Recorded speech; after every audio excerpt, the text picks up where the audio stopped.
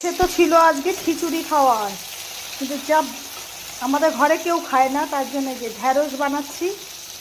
ঢ্যাঁড়সের মধ্যে এই যে সর্ষে বাটাটা দিয়ে দিচ্ছি, মানে সর্ষে বাটা আর লঙ্কা দিয়ে দিলাম।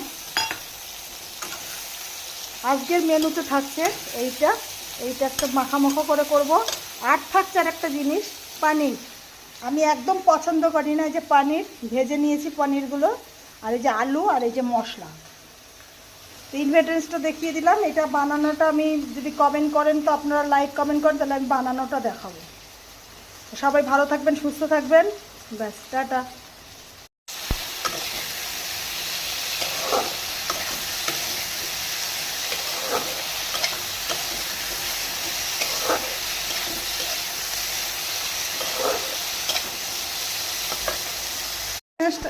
দেখাচ্ছি, এই যে পনির, এই যে পনির আমি ভেজে নিয়েছি, আলু আর এই যে মশলা তৈরি করে নিয়েছি।